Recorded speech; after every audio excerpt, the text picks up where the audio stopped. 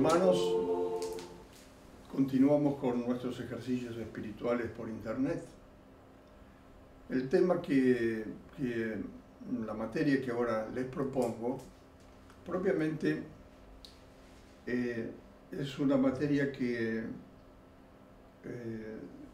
de una forma de meditación que se la llama San Ignacio repetición, donde ustedes pueden meditar algunos de los puntos de los cuales sacaron más provecho de las dos meditaciones anteriores, o también meditar sobre los puntos que pasaron más por arriba, que a lo mejor en los cuales pueden encontrar más sustancia y que por eso ahora con tiempo lo pueden hacer, o meditar sobre este tema que se llama eternidad subjetiva,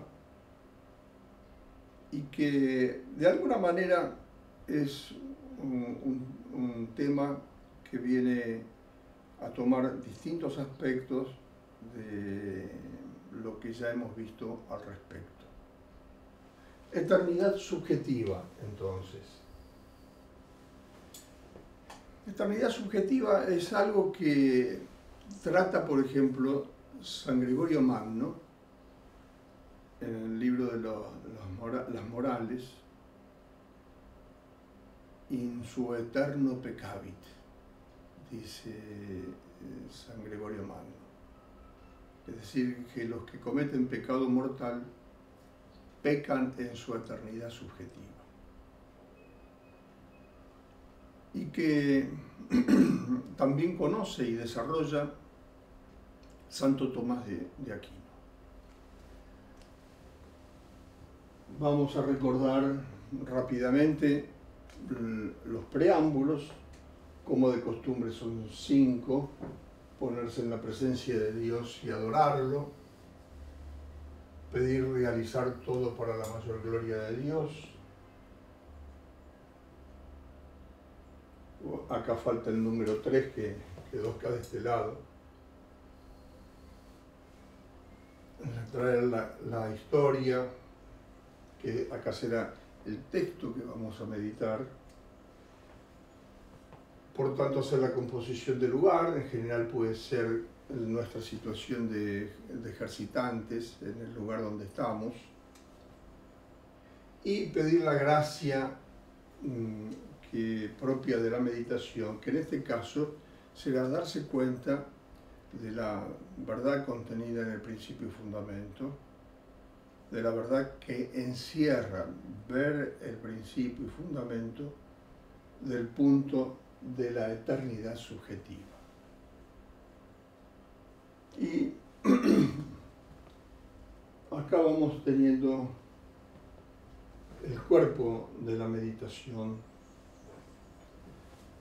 donde recordamos muy rápidamente, porque ya lo hemos recordado en otra meditación, que Pío XII e incluso Juan Pablo II dicen que el pecado de nuestro tiempo es la pérdida del sentido del pecado.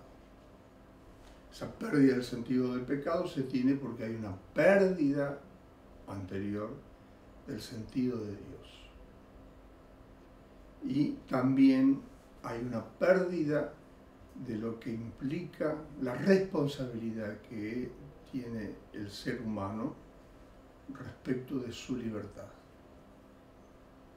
Cuando por un lado no se quiere hablar de Dios, el pecado pierde su importancia, pierde su gravedad. Por otro lado, si el hombre es un pobre monigote que incapaz de poder tener actos libres, ciertamente que no es responsable de sus actos. Y entonces, de allí,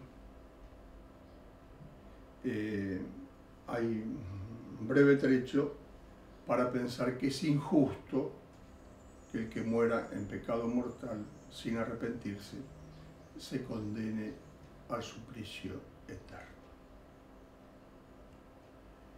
¿Por qué el hombre al pecar peca in su eterno peccavit? ¿Por qué? En primer lugar, considerando la persona ofendida, que es Dios. Allí ya tuvimos oportunidad de hablar en la meditación anterior, que es una cosa muy tonta pensar de que un castigo, un delito, tiene que penarse con el mismo tiempo en que se demoró el cometerlo. Un terrorista pone una bomba donde mata cientos de personas, esa bomba, ¿en cuánto tiempo demora en matar a esas personas? Segundos. Entonces, ¿va a ser castigado en segundos? No, eso no se castiga. ¿Por qué? Porque finalmente hay dos cantidades de pena. A saber, una cantidad según la intensidad del dolor, la otra según la intensidad del tiempo, la duración del tiempo. La cantidad de culpa, en primer lugar, conforme a la intensidad del dolor, de suerte que se inflige una pena mayor a quien pecó más gravemente. Y ahí que se diga en el Apocalipsis, cuanto más se glorificó y más delicias gozó, tanto darle a él de duelo y tormento. Por eso que es claro que no se castiga el delito por el tiempo en que se comete, sino según la gravedad de lo que se ha hecho. Así como ocurre que a veces, según la justicia humana, alguien es condenado a la pena de reclusión perpetua, porque el pecado cometido es muy grande, pues de manera semejante, la justicia divina, según la justicia divina, uno se hace digno por el pecado de ser totalmente separado del consorcio de la ciudad de Dios, lo cual tiene lugar en todo pecado que se cometa contra la caridad. Y así el pecado mortal, que es contrario a la caridad, hace que uno pueda ser arrojado para siempre de la sociedad de los santos, al serle impuesta la pena eterna. Dice San Agustín en el libro de la ciudad de Dios: si de esta ciudad mortal son excluidos los hombres por el suplicio de la primera muerte, de aquella sociedad inmortal lo son con el suplicio de una segunda muerte. La pena, además, es proporcional al pecado.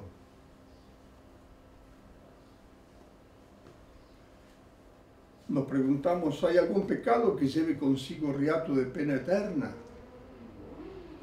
Es decir, ¿hay algún pecado en el cual es la obligación que queda a la pena correspondiente al pecado, aún después de perdonado? Eso es el riato. Y responde Santo Tomás: tanto en los juicios de Dios como en los juicios de los hombres, la pena es en cuanto a su rigor proporcionada al pecado. Pero, como afirma San Agustín, sigue diciendo Santo Tomás, en ningún juicio se requiere que la pena se adecue a la falta en cuanto a la duración. No porque el adulterio u homicidio se cometan en un instante deben ser castigados con una pena momentánea, sino a veces son castigados con cárcel perpetua o con destierro, o en algún caso con la misma muerte. Castigo en que no se considera precisamente el tiempo que dura la ejecución, sino el que desaparezca de la sociedad de los vivos para siempre, representando en cierto sentido la eternidad de la pena infligida por Dios. Es justo, nos dice San Gregorio Magno, que quien en su propia eternidad pecó, in suo eterno peccavit, contra Dios, en la eternidad de Dios sea castigado. El que en su propia eternidad pecó, es el que, eso es la eternidad subjetiva, en la que cae aquel que comete pecado mortal de manera deliberada. Y decimos que peca en su propia eternidad, no solo por la continuidad del acto, que perdura en toda su vida, sino porque habiendo puesto su fin en el pecado, tiene la voluntad de pecar siempre. Por lo que afirma San Gregorio en sus Morales, que los inicuos quisieran vivir siempre para permanecer siempre en su iniquidad. Por tanto, es justo que nunca carezcan de tormento los que nunca, mientras pudieron, hicieron nada por carecer de pecado.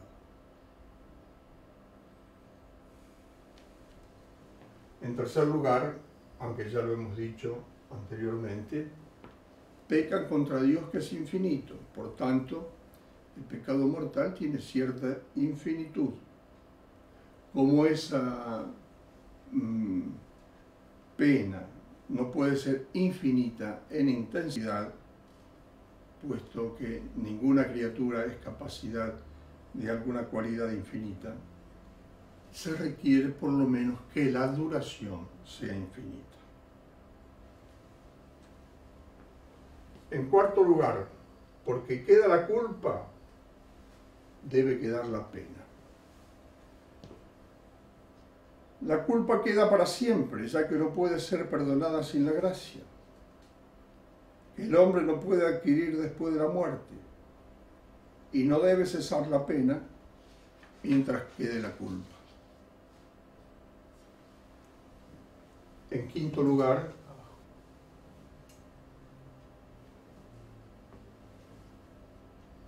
es privado del último fin para siempre. Es preciso que esta pena, por la que alguien es privado del último fin, sea interminable. Y eso por varias razones. No hay privación, en primer lugar, de una cosa, sino cuando naturalmente debía poseerse.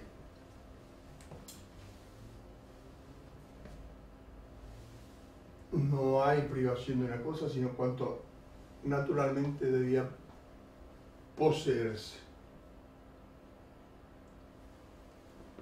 Por tanto, dado que el hombre no es apto naturalmente para conseguir en esta vida el último fin, sino que necesita de la gracia de Dios, la privación de este fin debe ser una pena posterior a esta vida. Sin embargo, después de esta vida no le queda al hombre la facultad de conseguir el último fin, porque el alma precisa del cuerpo para alcanzar su fin. Y después de esta vida, el cuerpo todavía no resucitado, ciertamente no está unido a su alma. Luego, es necesario que quien es castigado con la pena de ser privado del último fin, la sufra eternamente.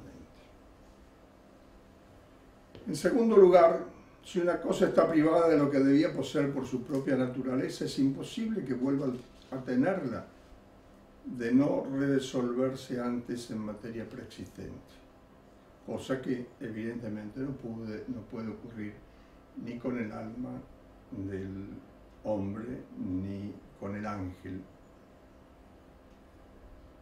Por consiguiente, si fuera privada de lo que naturalmente debe poseer, sería menester que tal privación permaneciese eternamente. Mas en la naturaleza del alma y del ángel hay un orden al fin último que es Dios. Luego, si se separa de este orden por alguna pena, tal pena permanecerá eternamente. Y así en las otras razones que señalan los teólogos. Para poner la última, por la misma razón de justicia se da castigo a los pecados y premio a los actos buenos. Sí, pero el premio de la virtud es la bienaventuranza, que es eterna, según se demostró. Por consiguiente, la pena por la cual es uno excluido de la bienaventuranza debe ser también eterna.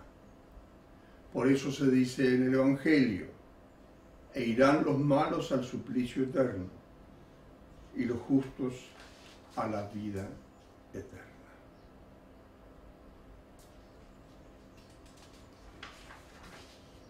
Además, el hombre al pecar mortalmente, decimos, siguiendo a San Gregorio Magno y a Santo Tomás de Aquino, peca en su eternidad subjetiva. Y eso hemos visto por razón del ofendido, o sea, Dios. Y ahora, en el segundo punto, por razón de quien ofende, el hombre. ¿Por qué todavía podemos insistir castigar con pena eterna un pecado temporal? En primer lugar, porque el que pecó con pecado mortal peca contra un bien eterno.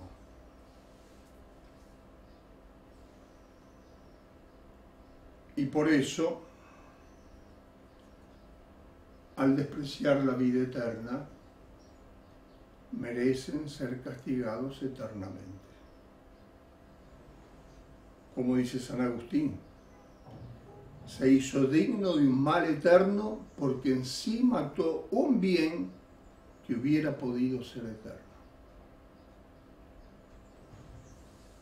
El hombre, al pecar mortalmente, mata en sí un bien que podría ser eterno, que es la gracia santificante.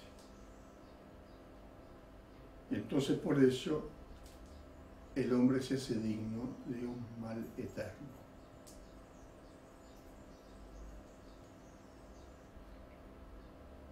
Quienes, a cambio de un poco de placer temporal, dice Santo Tomás, se desvían y pierden del último fin eterno, ante el juicio divino la voluntad se computa por el hecho. Porque el hombre solo ve lo exterior, pero Dios mira el corazón. Ahora bien, quien a cambio de un bien temporal se desvió del último fin que se posee por toda la eternidad, antepuso el gusto, el placer, la fruición temporal de dicho bien a la eterna fruición del último fin. Por donde vemos que hubiera preferido mucho más disfrutar eternamente de aquel bien temporal. Luego, según el juicio de Dios, debe ser castigado como si hubiese pecado eternamente, en su eterno pecado. Hubiese preferido mucho más disfrutar eternamente de aquel bien temporal que gozar de Dios. Es indudable que a un pecado eterno se debe una pena eterna. Por tanto, quien se desvía del último fin debe recibir una pena eterna. En segundo lugar, porque aquel que comete pecado mortal siempre peca. Otra razón es que el hombre pecó siempre. A la justicia del que juzga toca que nunca carezcan de suplicio quienes no quisieron carecer de pecado. eso es pecar en su eternidad subjetiva. Y si se objetase que tanto que algunos que pecaron mortalmente se proponen enmendar su vida, y por lo tanto debido a esto no deberían ser dignos del suplicio eterno, como es claro se contesta según algunos, que San Gregorio habla de la voluntad que se manifiesta por la obra. Pues el que por propia voluntad cae en pecado mortal, se pone en estado del cual no puede ser sacado sino por Dios. En consecuencia, por lo mismo que quiere pecar, quiere consecuentemente permanecer permanentemente en pecado.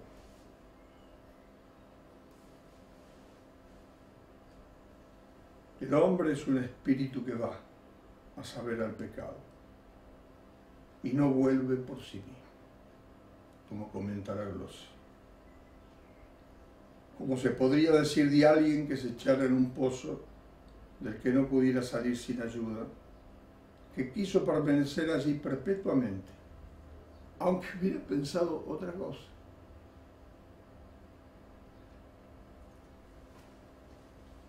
En tercer lugar, ponen su fin en la criatura. También puede decirse, y mejor, que por el hecho de pecar mortalmente, pone su fin el pecador en la criatura. Y como toda la vida se ordena al fin de la vida, de ahí que toda la vida se ordena a aquel pecado. Y si quisiera permanecer perpetuamente en pecado, y que quisiera permanecer perpetuamente en pecado, si pudiese ser impunemente. Y esto es lo que dice San Gregorio sobre aquello de juzgar abismo como envejeciéndose. Job 41:23. Y agrega San Gregorio: por eso los inicuos murieron con un fin, porque vivieron con él. Hubiesen querido ciertamente vivir sin fin, para haber permanecido sin fin en sus iniquidades, pues desean más pecar que vivir. Y por eso desean aquí vivir siempre, para nunca dejar de pecar mientras viven. Esto de San Gregorio es digno de ser resaltado.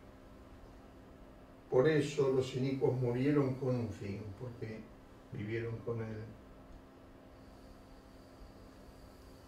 Y hubiesen querido vivir sin fin, para haber permanecido sin fin en sus iniquidades, pues desean más pecar que vivir, y con eso desean vivir siempre para nunca dejar de pecar mientras viven. Esa es nuestra triste realidad. Por eso es que es justo que quien aquí en este mundo vivieron para nunca dejar de pecar mientras viven, luego en la otra vida permanezcan en su pecado para siempre.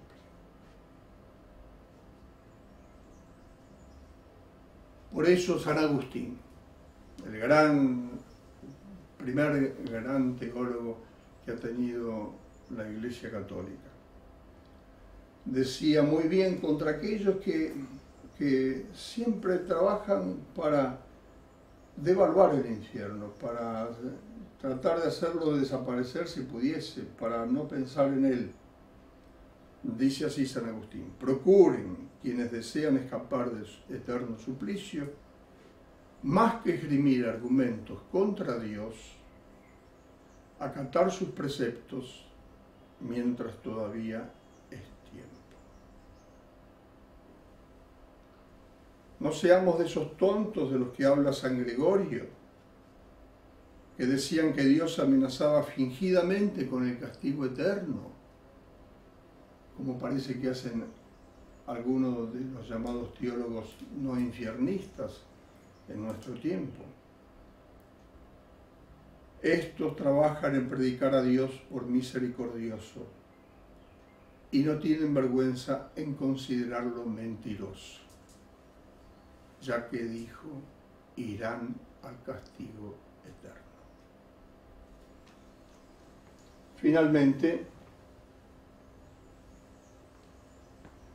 el coloquio, hablando con nuestro Señor según a cada uno le resulte mejor y más apropiado a lo que en el momento de la meditación tiene presente. Un coloquio de misericordia, dando gracias de que todavía estamos con la posibilidad de arrepentirnos de nuestros pecados y dejar de cometer el pecado mortal para siempre. Y